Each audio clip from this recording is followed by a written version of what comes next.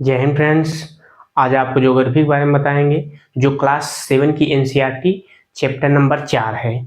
आज कल तीसरा चैप्टर था, आज चौथा चैप्टर है, जिसमें से हम आज इस चैप्टर में पढ़ेंगे एनसीईआरटी में वायु के बारे में। इस चैप्टर में पूरी जानकारी चैप्टर नंबर 4 है।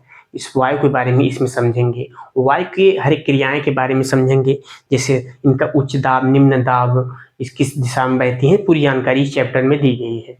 आइए हम समझते हैं वायुमंडल।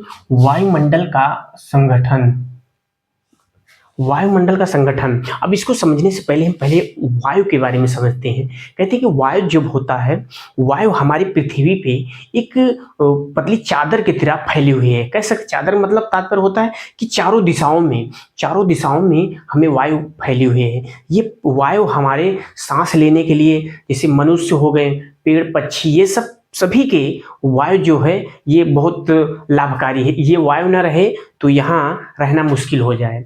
इसलिए कहते हैं कि जब हम सांस लेते हैं तो ये सांस लेते हैं तो कुछ प्रकार के, जैसे ऑक्सीजन, नाइट्रोजन, सभी गैसें पाई जाती हैं। ये निम्न गैसों का एक भंडार होता है। आइए हम उसके ही बारे में समझते हैं इसमें। जैसे हम कह सकते हैं वायुमंडल का संगठन के बारे में, जिसमें से इसमें वायु जो कितने प्रकार की मिली है हम ये समझते हैं। नाइट्रोजन सबसे ज्यादा गैसें मिली है। नाइट्रोजन गैस जो होते हैं ये 78%, 78% ये नाइट्रोजन गैसें हैं। सबसे ज्यादा गैसें नाइट्रोजन की पाई गई है। और ये ऑक्सीजन जो होती है, ऑक्सीजन की मात्राएं ये 21% है। और कार्बन डाइऑक्साइड की मात्रा 0.03 है। अब बताइए 0.03% कार्बन डाइऑक्साइड की मतलब गैसें पाई जाती है, इतना परसेंट पाया जाता है। आर्गन 0.93%, 0.93% पाए जाते हैं। और अन्य सभी गैसों के बारे में दी गई है, जैसे इसमें 2-3 गैसें और छोटी हैं, बची हैं, जैसे हीलियम, ये सब ये रहता है, इसे इसमें पाया जाता है। मतलब अन्य लिख दिया है, 0.4% अन्य में आ जाता है। अब इसमें हम समझते हैं ये जो मुख्य गैसें जो होती हैं, 4 गैसें जो दी गई हैं।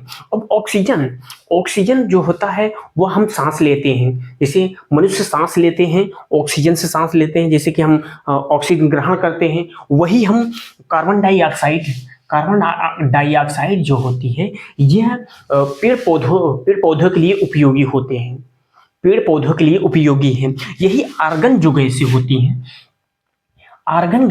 हैं, ये गैसें ऐसी गैसें होती हैं जो हमें हम लोग उपयोग नहीं करते हैं, मतलब मानव उपयोग नहीं करता है। कह सकते हैं हम, जैसे फैक्ट्रियों में काम करने के लिए आर्गन गैस जो होती है, औद्योगिक के लिए जो फैक्ट्रियों में काम करने वाले होते हैं, जो वेल्डिंग का काम करते हैं, ये सब आर्गन गैसें यूज होती हैं। ये आर्गन जो 0.93% है। तो नाइट्रोजन और ऑक्सीजन हमारे लिए कितना उपयोगी है, मनुष्य के लिए कितना उपयोगी है। ऑक्सीजन जब हम सांस लेते हैं हमारे शरीर की ऊर्जा के लिए उत्पन्न होता है। जैसे हमारे शरीर की ऊर्जा कितनी मतलब तुरंत ऊर्जा पहुंचाती है, सांस लेते हैं, ऑक्सीजन ग्रहण करते हैं हम, ऑक्सीजन ग्रहण करते हैं। और उसके बाद ये जब नाइट्रोजन जो होता है, यह मनुष्य के लिए कह सकते हैं हम शरीर के विकास के लिए बहुत जरूरी है, वृद्धि के लिए। इसमें प्रोटीन, ये सब मात्राएं इसमें नाइट्रोजन गैसों में पाई जाती हैं। हमारे शरीर के लिए भी और ये पौधों के विकास के लिए भी ये गैसें बहुत जरूरी होती है, 78% है ये, ठीक है। 78% कार्बन डाइऑक्साइड तो ये पेड़ों के लिए होती है, जो हम छोड़ते हैं, ऑक्सीजन ग्रहण करते हैं और कार्बन डाइऑक्साइड छोड़ते हैं। तो वही पेड़ पौधे अपना ले लेते हैं इसको, और ऑक्सीजन वो मतलब देते हैं। कह सकते हैं एक प्रकार से हम, जो ये चारों गैसें हैं ये हमारे जीवन में बहुत उपयोगी हैं। तो यही दिया हुआ है, ठीक है। अब आइए हम समझते हैं नाइट्रोजन वायु में सर्वाधिक पाई जाने वाली गैस है। नाइट्रोजन जो होती है ये गैसें सर्वाधिक पाई जाती है, सर्वाधिक पाई जाने वाली गैसें होती हैं। सांस जब हम सांस लेते हैं तो नाइट्रोजन भी ग्रहण कर लेते हैं, फिर बाहर निकाल देते हैं। जब कहते हैं ना, जब सांस लेते हैं नाइट्रोजन नाइट्रोजन को भी ग्रहण कर लेते हैं, बाद में हम निकाल देते हैं। पर पौधे के लिए नाइट्रोजन की जरूरत होती है, वे सीधे नाइट्रोजन नहीं ले पाते हैं। जो पौधे होते हैं वो सीधे नाइट्रोजन नहीं ले पाते हैं, नाइट्रोजन को नहीं ले पाते हैं। इसीलिए कह रहा है नाइट्रोजन नहीं ले पाते हैं। मृदा तथा कुछ जड़ों में रहने वाले जीवाणु वायु को लेकर इसका स्वरूप बदल देते हैं, पौधे इसका प्रयोग करते हैं। समझ में आया? यह स्वयं नाइट्रोजन जो होता है, पौधे नाइट्रोजन से मतलब कह सकते हैं कि ये पौधे के लिए नाइट्रोजन उसकी ग्रोथ करता है, ग्रोथ मतलब उसकी वृद्धि के लिए काफी लाभदायक होता है। इसीलिए कह रहा है जब हम मनुष्य भी सांस लेते हैं तो हम कुछ न कुछ नाइट्रोजन की मात्राएं हम अपने फेफड़ों में ले जाते हैं, तो उसको बाद में छोड़ देते हैं। ठीक, वही पेड़ पौधे जो होते हैं वह नाइट्रोजन की मात्राएं जो होती है वो ग्रहण नहीं कर मतलब स्वयं नहीं ले पाते हैं, वह जीवाणुओं की मृदा माटी के से और प्रकाश संश्लेषण से, मतलब कह सकते हैं हम कि नीचे पौधे के जड़ों से वहां से वो कुछ रूप चेंज करके वह ग्रहण करते हैं। यही कह रहा है पर पौधे के लिए नाइट्रोजन की जरूरत होती है, वे सीधे नाइट्रोजन नहीं ले पाते। मृदा तथा कुछ जड़ों में रहने वाले जीवाणु वायु को लेकर इसका स्वरूप बदल देते हैं, मतलब उसको वायु को लेकर उसका स्वरूप अलग बदल देते हैं, जिसके कारण तब वह पेड़ पौधे अपना ऑक्सीजन उसका मतलब वो कह सकते हैं नाइट्रोजन वो ग्रहण कर लेते हैं। ठीक है, अब यही दिया है, हरे पादप प्रकाश संश्लेषण द्वारा ऑक्सीजन उत्पन्न करते हैं। हरे पेड़ पौधे जो होते हैं प्रकाश संश्लेषण द्वारा वह ऑक्सीजन हमें उत्पन्न करते हैं। इस प्रकार वायुमंडल में ऑक्सीजन की मात्रा समान बनी रहती है। ऑक्सीजन की मात्राएं वायुमंडल में समान बनी है। यदि हम वृक्ष काटते हैं तो यह संतुलन बिगड़ जाता है। अब ये समझिए कि इसमें ये कह रहा है हरे पादप प्रकाश संश्लेषण द्वारा कहते हैं ऑक्सीजन उत्पन्न करते हैं। इस प्रकाश वायु में ऑक्सीजन की मात्रा समान बनी रहती है। यदि हम वृक्ष काटते हैं तो इसका संतुलन बिगड़ जाता है। कि हम जब कहते हैं कि वृक्ष मतलब जब प्रकाश संश्लेषण द्वारा ये ऑक्सीजन को छोड़ते हैं और ये वृक्ष जो होते हैं ये छोड़ते हैं। जब मानव और कहते हैं कि मानव जो ऑक्सीजन ग्रहण करता है, जो एक कहते हैं हम कि वृक्ष जो होते हैं, पेड़ पौधे जो होते हैं, इनकी ये कहते हैं कि कार्बन डाइऑक्साइड ये बाहर मतलब कार्बन डाइऑक्साइड ये ग्रहण करते हैं और ये ऑक्सीजन छोड़ते हैं। ये दोनों का संतुलन बना रहता है। पृथ्वी पे मानव और पेड़ पौधों का ये संतुलन बना रहता है। हम जितनी ऑक्सीजन ग्रहण करते हैं तो ऑक्सीजन पेड़ पौधे देते हैं और ये कार्बन डाइऑक्साइड हम छोड़ते हैं तो वो ग्रहण करते हैं। ठीक है, तो वही कह रहा है कि दोनों का संतुलन बना रहता है। अगर हम वृक्ष को काटते हैं तो यह संतुलन बिगड़ जाता है। जैसे मान लीजिए एक एग्जाम्पल के लिए हम कहते हैं कि इसमें से 10 पेड़ हो गए, 10 ये हो गया मनुष्य हो गए, मान लीजिए जो सांस लेते हैं।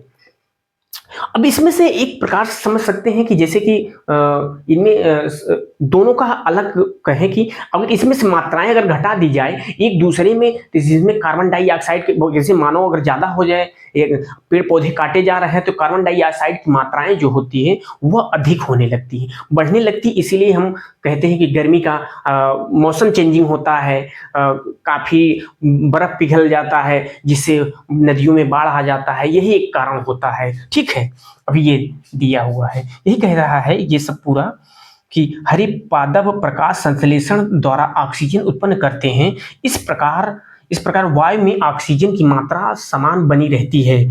यदि हम वृक्ष काटते हैं तो यह संतुलन बिगड़ जाता है। मनुष्य तथा, अब इसे समझते हैं ये वाला में, मनुष्य तथा पशुओं द्वारा छोड़े जाने वाली कार्बन डाइऑक्साइड की मात्रा पादपों द्वारा प्रयोग की जाने वाली गैसों के समान होती है।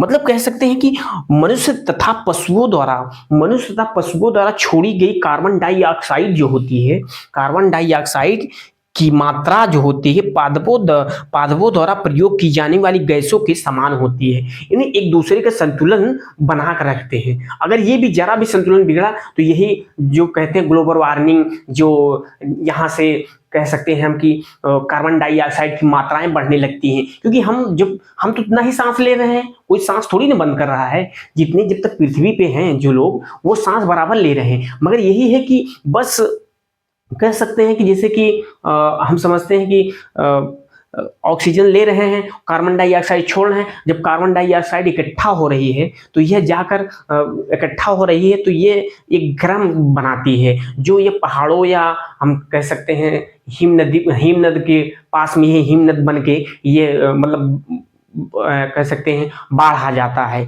ये सब रूप हो जाता है। ठीक है, यही कह रहा है। तो हमारा वायुमंडल, अब ये समझते हैं वायुमंडल की संरचना के बारे में। ठीक है, वायुमंडल की संरचना के बारे में समझते हैं इस चैप्टर में। इसमें इतना समझ में आया होगा आपको। हमारा वायुमंडल 5 परदों में विभाजित है। वायुमंडल जो होते हैं, ये वायुमंडल का एक एक परद है, ये 5 परदों में विभाजित है। 5 परदों का मतलब क्या हो गया?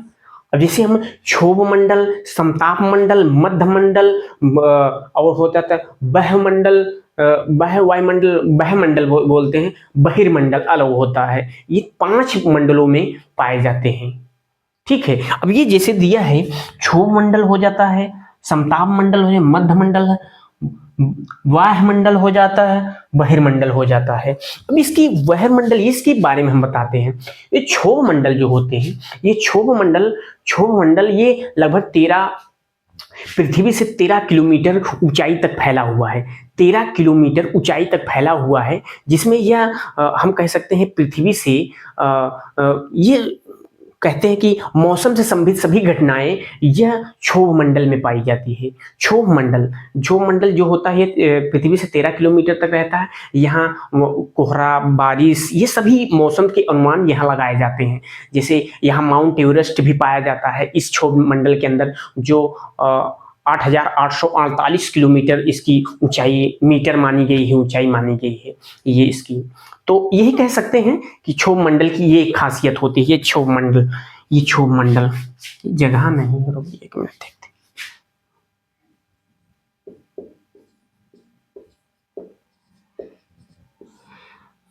क्षोभ मंडल ये 13 किमी तक फैला हुआ है।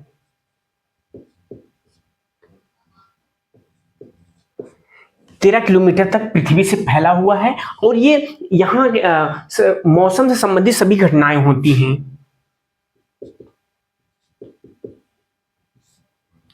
मौसम से संबंधित सभी घटनाएं यहाँ उपस्थित होती है। कोहरा, ये बारिश कब होगा, ये पूरी अनुमान लगाए जाते हैं। यही आ जाता है समताप मंडल।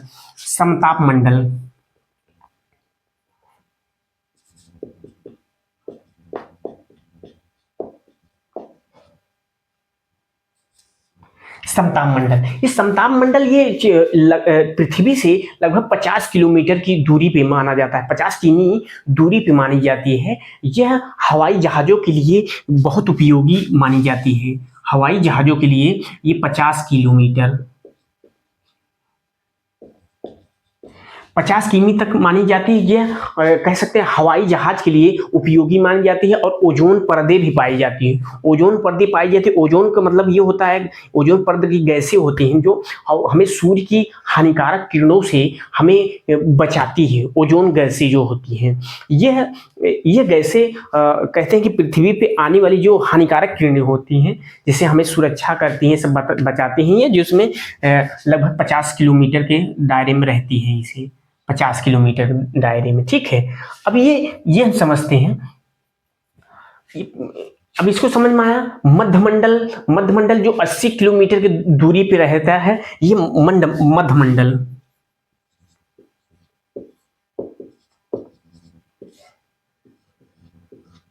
अस्सी किमी की दूरी पर फैला हुआ है, 80 किमी की दूरी पर फैला हुआ है। यहाँ पर वो कहते हैं कि उल्का पिंड, वहाँ अंतरिक्ष से जो आने वाले उल्का पिंड होते हैं, यहाँ आकर वो जलकर राख हो जाते हैं। जलकर राख मतलब वहाँ से खत्म हो जाते हैं। कुछ उल्का पिंड जो होते हैं इस अवस्था में कभी कभी ये जमीन तक आ जाते हैं, जो बड़े विशाल गड्ढे का निर्माण करते हैं, झीलों का निर्माण कर देते हैं। मगर इतना बहुत जुजवी ही कभी कदार आता है, क्योंकि उल्का पिंड जो होते हैं बहुत बड़े बड़े पिंड होते हैं। अगर ये अचानक आ जाएं तो पृथ्वी पूरी नाश कर दें, बहुत बड़ा बड़ा भी आ सकते हैं। तो ये उल्का पिंड जो मध्यमंडल में पाए जाते हैं, ये जो 80 किलोमीटर की दूरी पे, पृथ्वी से 80 किलोमीटर की दूरी पे पाए जाते हैं।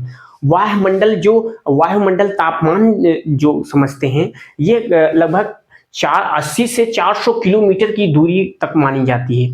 80 से 400 किलोमीटर दूरी तक मानी जाती है, जिसमें ये वायुमंडल कहते हैं।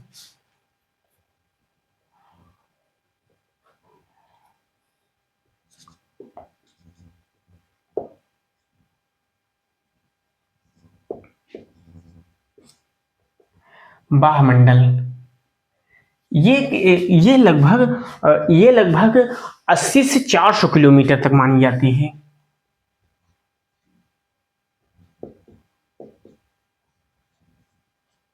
400 केमी तक मानी जाती है। ये यहाँ से रेडियो तरंगे का मतलब क्या हो जाता है, जैसे हम समझते हैं वायुमंडल में मध्य रेडियो तरंगे जो 80 से 400 किलोमीटर की दूरी तक इसका प्रद मानी जाती है। ये रेडियो तरंगे जो हम आप बातें कर रहे हैं, हम आप एक प्रकार से कम्युनिकेशन बात कर रहे हैं एक दूसरे से, तो ये सब सिस्टम जो रेडियो तरंगे द्वारा होती है, जो हम टीवी देखते हैं, बैठ के दूरदर्शन देखते हैं, ये सब वहां से प्रसारित होता, मतलब यहाँ से तरंगे जाकर वहां से हमें कह सकते हैं उसके माध्यम से हम देख सकते हैं, मोबाइल में देख सकते हैं, टीवी में देख सकते हैं। इसी को रेडियो तरंगे जो होते हैं ये वायुमंडलों में पाए जाते हैं।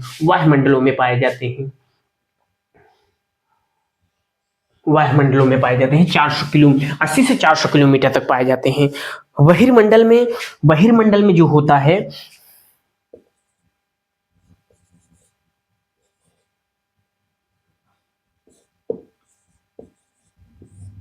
बहिर्मंडल में जो होता है,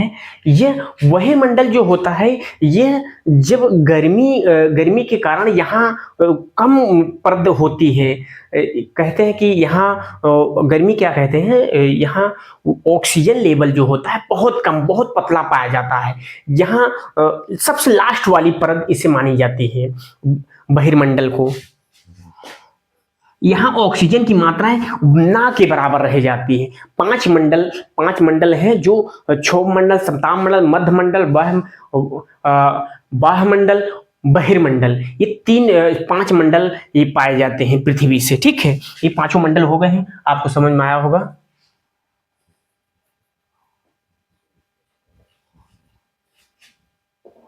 जगह कम है, चलिए ठीक है। मौसम एवं जलवायु के बारे में इसमें समझेंगे हम, मौसम एवं जलवायु के बारे में। ठीक है, अब मौसम जलवायु के बारे में समझते हैं। आतपन एक महत्वपूर्ण कारक है। सूर्य से आने वाली वह ऊर्जा जिसे पृथ्वी उसे रोक लेती है, उसे आतपन कहते हैं। आतपन का मतलब क्या होता है? आतपन का मतलब होता है पृथ्वी, सूर्य से आने वाली जो किरणें होती है, पृथ्वी जो होती है वो अवशोषित सोख लेती है, उसे हम आतपन कहते हैं। क्योंकि पृथ्वी जब होती है, पृथ्वी को हम समझते हैं जैसे कि वो जब मिट्टी पे जब रोशनी पड़ती है तो वो अवशोषित कर ले, सोख लेती है, तो वो अपनी ऊर्जा और वो बचा के रखती है, मतलब वो ठंडी गर्म रहती है। जब हम आप गर्म रहते हैं तो ये पृथ्वी का आतपन के कारण होता है कि हम गर्म रहते हैं। तो यही कह रहा है, इसे आतपन कहते हैं। ये आतपन जो होता है ये ध्रुवों के पास कम होती जाती है। क्योंकि जब हम देखते हैं कर्क रेखा और मकर रेखा के बीच वाले क्षेत्रों में, कर्क रेखा बताएं हम आपको, 0 डिग्री देशांतर कर्क रेखा, मकर रेखा, इसके बीच की दूरी पे ये आतपन अधिक होता है, क्योंकि यहाँ जब सूरज जो पड़ता है तो यहाँ सीधा पड़ता है। सूरज जब यहाँ से पड़ेगा तो ये सीधा पड़ता है, सीधा पड़ता है, तो यहाँ पर जब आतपन जो होता है यहाँ अधिक होता है। जैसे जैसे हम ध्रुवों के पास चले जाएंगे वहां आतपन कम होता जाएगा। नीचे भी चले आएंगे तो आतपन कम, मगर आतपन मतलब कह सकते हैं धूप ज्यादा रहे वहां पर। ठीक है, यही कह रहा है ये। जितनी वायु अगर गर्म रहेगी तो गर्म वायु ऊपर उठती है, गर्म वायु ऊपर उठती है, और जब जो ठंडी वायु होती है, जो भारी वायु होती है, वो पृथ्वी पर रहती है। तो ऊपर जाने पर वायु दाब घटता रहता है, घटता जाता है। इसलिए कह रहा है वायुमंडल ऊपर की ओर, वायुमंडल में ऊपर की ओर जाने पर ताप गिरने लगता है। समुद्र तल में वायु दाब सर्वाधिक रहता है। समुद्र तल में वायु जो होता है वो अधिक रहता है, क्योंकि वहां समुद्र के किनारे जब रहोगे आप, वहां कहते हैं कि वह पानी जो होता है, पानी ठंडा रहता है। समुद्र के किनारे वायु जो होती है ठंडी वायु होती, इसलिए भारी वायु होती। इसलिए यह कह रहा है कि समुद्र में वायु दाब सर्वाधिक रहता है। वायु दाब मतलब भारी वायु होती है, वह वायु दबाव उसका अधिक रहता है। वही कह रहा है इसमें। ये अधिक ताप वाले क्षेत्रों में वायु गर्म होकर ऊपर उठती है, मतलब अधिक तापमान जहां ये सबसे ज्यादा उष्ण कटिबंधीय क्षेत्रों में अधिक ज्यादा पाए जाते हैं, गर्म होकर ऊपर उठती हैं, उसे निम्न दाब वाले क्षेत्र कहा जाता है। निम्न दाब वाले क्षेत्र कहा जाता है, जहां गर्म ज्यादा अधिक रहते हैं, निम्न दाब क्षेत्र वाले वायु। और यहाँ पर मौसम संबंधित यहाँ संभावनाएं क्या होती है, मौसम मतलब बारिश की संभावनाएं अधिक होती हैं। यहाँ बारिश जो होती हैं संभावनाएं, जैसे मैं कह सकते हैं, जैसे हम आजकल समझते हैं कि चलते रहते हैं, जैसे कि आजकल तो नहीं, लगभग ये मार्च अप्रैल में जब बारिश होती है, मई जून जुलाई में जब बारिश यहाँ शुरू होती है उत्तर भारत में, तो यहाँ जब देखते हैं, जब गर्मने लगता है, गर्मी होने लगती है, तो यहाँ की वायु जो होती हैं वह गर्म होकर वह पानी भाप बनाकर ऊपर उठती हैं, तो वह जाकर वहाँ मतलब बादलों का एक रूप ले लेती हैं, रूप ले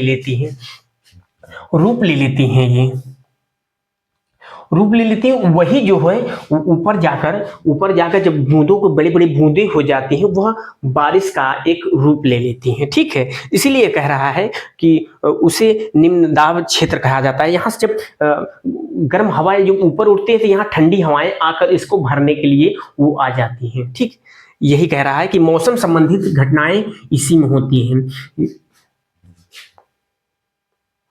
जी। यही उच्च दाब क्षेत्र हो जाता है। अगर उच्च दाब क्षेत्र हो जाता है तो उसमें मौसम साफ रहता है। उच्च दाब क्षेत्र का मतलब ये होता है, जैसे कि यहाँ हवाएं जो होती है एकदम ठंडी है। ये अभी हमारे इधर जो ठंडे का मौसम चल रहा है, ये उच्च दाब क्षेत्रों का महसूस होगा, क्योंकि यहाँ जो हवाएं होती हैं वो नमी वाली हवाएं हैं। ये नमी हवाएं हैं, तो ये जो होती हैं नमी हवाएं जो होती हैं, यह हवा के साथ में ये, जैसे हम एक एग्जाम्पल के लिए बता रहे हैं, अगर एक गिलास अगर पानी आप पड़ा दीजिए, उसको सूखने में बहुत समय लगेगा। सुबह से लेकर शाम तक या शाम से 2 दिन भी पड़ा रहेगा ठीक से, तब जाके अगर फर्श पे अगर गिरा दो, तो जैसे मान लीजिए पक्का पे गिरा दे, तो 2 दिन एक दिन तो जरूर लगेगा सूखने के लिए। यही आप मई जून या दोपहर में जो अधिक ताप वाले क्षेत्र में अगर समय पे अगर गिरा देंगे, तो वो ज्यादा 2 घंटे या 1 घंटे के अंदर वो खाली हो जाएगा। इसीलिए कहते हैं कि इसमें उच्च दाब क्षेत्र का ये मौसम चल रहा है। ठीक है, और यही निम्न दाब जब रहेगा तो बारिश की संभावना अधिक होगी, वही उच्च दाब रहेगा तो वहां बारिश की संभावनाएं बहुत कम रहेगी। इतना आप समझिए। ठीक है, अब ये पवन के बारे में समझते हैं हम। पवन क्या है? पवन जो होती हैं, पवन ये हमारे लिए समझते हैं, पवन एक निश्चित दिशाओं या हम कह सकते हैं चारों दिशाओं में किसी भी दिशा में बहने वाली ये पवनें होती हैं। जैसे पवनों को हम महसूस करते हैं, कैसे महसूस करते हैं, जैसे हम किसी चलती रहते हैं तो कुछ कचड़े हो गया, पाती पत्थर हो गया, ये उड़ा देती हैं, तो हम समझते हैं किस दिशा में चल रही हैं पवनें।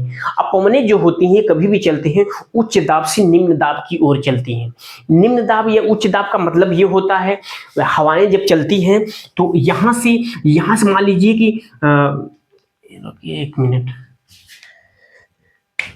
मान लीजिए यहाँ से चल रही है पौने, यहाँ से चल रही, यहाँ से चल रही, स्पीड से चल रही। अब यहाँ से जाकर एकदम स्लो हो गई, ये स्लो हो गई, स्लो। इसलिए कह रहा है निम्न उच्च दाब से निम्न दाब। अगर पवने आंधी अगर वहां से चली है तो यहाँ पहुंचने में उसे धीरे धीरे उसकी गति जो होती है कम होती चली जाती है। यहाँ जाकर एक समय ऐसा आएगा ये एकदम यहीं पे समाप्त हो जाएगी। ठीक है, उच्च दाब से निम्न दाब की ओर चलती है। अब ये पौने अस्थाई पौने के बारे में समझते हैं हम। इनमें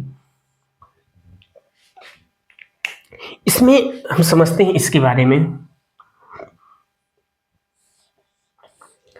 अस्थाई पौने, व्यापारिक स्थानीय पौने के बारे में समझते हैं। व्यापारिक पौने पश्चिमी एवं पूर्वी पौने अस्थाई पौने हैं। यानी व्यापारिक पश्चिमी एवं पूर्वी पौने हैं, पौने हैं। अस्थाई पौने वे हैं वर्ष भर वे लगातार निश्चित दिशा में चलती हैं।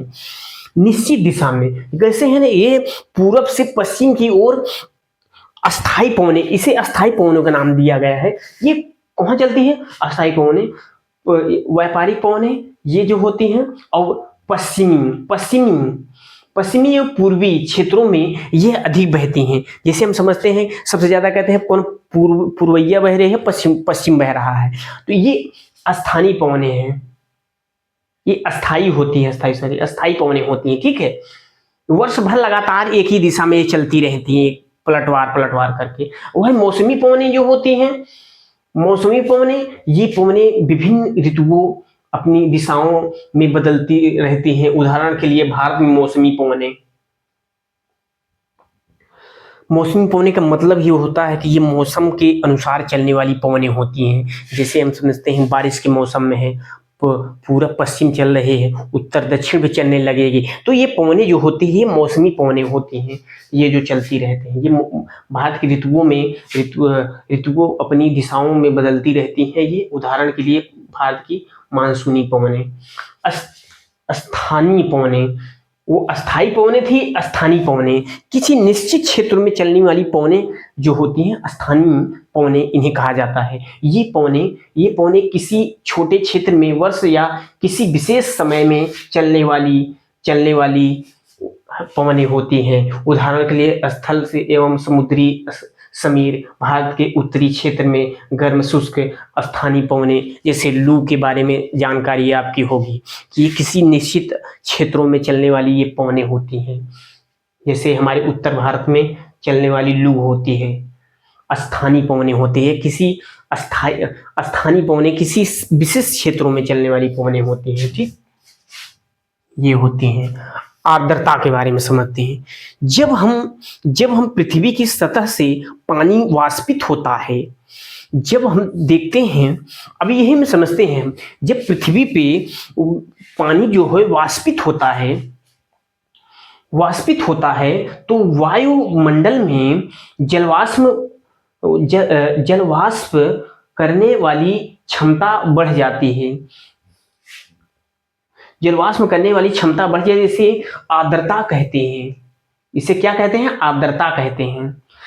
जब फिर समझते हैं, जब पृथ्वी की सतह से पानी वाष्पित होता है तो वायुमंडल में जलवाष्प करने की क्षमता बढ़ जाती है। बढ़ जाते ही इसे हम आर्द्रता कहते हैं। इसका क्या तात्पर्य होता है? जब हम कहते हैं कि जब समुद्र या हम कह सकते हैं तालाबों, नदियों और वैसे पानी जैसे हम लोग खेत सींचते हैं वैसे भी पानी जब होता है, उसकी आर्द्रता जो होती है, जो कहते हैं सूखने, ये जो वायु होता है उसको खींचने या गर्म होकर उसको जब ऊपर उठती है, वो पानी जो होता है ऊपर तो उड़ता है वायु के सहारे, जब ऊपर जाता है तब वहाँ कह सकते हैं कि ऊपर जाता है तो वो वायु जो होती है हल्की हो जाती ऊपर जाती है। तब यहाँ जो वायु कोई जगह जो छूटी होती है उसको भरने के लिए कुछ ठंडी वायु, अलग वायु जो होती है वहाँ आ जाती है तो ऊपर जाती है तो वह एक बड़े बड़े बूंदों में इकट्ठे हो जाते हैं, वो बादल का रूप ले लेते हैं। बादल का रूप जब ले लेते हैं तो वहां से वो बारिश कराते हैं। बारिश कराते हैं तो ये पृथ्वी पे बारिश कराना मतलब एक प्रकार से कह सकते हैं कि बहुत जरूरी होता है। जैसे भूमिगत जल के बारे में, भूमिगत जो जल होता है वह बारिश पे काफी निर्भर होता है, काफी निर्भर होता है। ये भूमिगत जल जो होता है, जो पृथ्वी के नीचे से रहता है। और हम सब समझते हैं कि जब बारिश ज़्यादा नहीं होती है तो यह भूमिगत जल सूखने लगता है, सूखने लगता है, सूखने लगता है। तो इसलिए ये कह रहा है कि पृथ्वी की सतह से पानी वाष्पित होता है तो वायुमंडल में जलवाष्प करने की क्षमता बढ़ जाती है। जब वाष्पित होता है तो वायुमंडल में सोखने की क्षमता जो होती है बढ़ जाती है। जब बड़े बड़े हो जाते हैं, हो जाते हैं तो वह बारिश का रूप ले लेते हैं। इसे हम आर्द्रता कहते हैं, इसे हम आर्द्रता कहते हैं। अब इसके बारे में हम समझते हैं। ये जो बारिश है, चक्रवाती वर्षा, पर्वतीय वर्षा, सनहरी वर्षा, संवहनी वर्षा, संवहनी वर्षा के बारे में समझेंगे, एक एक करके समझेंगे। जिसे हम चक्रवाती वर्षा के बारे में समझते हैं। जब हम गर्म हवा या नम हवा ऊपर की उड़ते हैं, जब गर्म और नम हवा ऊपर की ओर उड़ते हैं तो यह कहते हैं चक्रवाती वर्षा का एक रूप होता है। चक्रवाती वर्षा का रूप होता है। वह ठंडी होकर बादल में, ये हम एक प्रकार समझते हैं। जब गर्म हवा जब होती है, जब गर्म हवा ऊपर उठती है तो यह बारिश कराती है। यह जब ऊपर होती है, जब गर्म हवा जब ऊपर उठती है तो वह ठंडा होकर एक बारिश कराती है, जो एक उष्णकटिबंधीय क्षेत्रों में पाए जाते हैं, उष्णकटिबंधीय क्षेत्रों में पाए जाते हैं। पर्वतीय वर्षा वह वर्षा होती है जब हम बादलों को, ये पर्वतीय वर्षा के बारे में कहा गया है। पर्वतीय वर्षा वह वर्षा होती है जब बादल जब होते हैं, जब यहाँ से गर्म हवाएं जब होती हैं, जब पानी भर कर लेके जाती हैं ऊपर, तो वह बड़े बड़े बादलों का जब रूप ले लेते हैं तो वह जाकर बादलों में, पर्वतों में टकरा जाती हैं। जब टकरा जाती हैं तो बादल जो होते हैं वह पर्वतों पर वर्षा करवाने लगते हैं। तो वह एक ही दिशा में बारिश होती है, उस दिशा में नहीं होती। जो जिस दिशा से टकरा रहे हैं बादल, उसी दिशा को बारिश हो रही है, तो इसे पर्वतीय वर्षा कहेंगे, पहाड़ों से होने वाली वर्षा कहेंगे। ठीक है। संघवी वर्षा के बारे में हम समझेंगे। संघनी वाले वर्षा का, जब हम गर्मी के कारण वायु में जब वाष्पित होता है, जब जल गर्मी के कारण वाष्पित होता है, वाष्पित होकर ऊपर जाता है तो उसे संघनी वर्षा कहते हैं। जब ऊपर जाकर वहाँ बादल का रूप के लेकर बारिश होता है, उसे संघनी वर्षा कहते हैं। छोटी छोटी जानकारी दी गई है बस इसके बारे में। ठीक है, देखने के लिए धन्यवाद।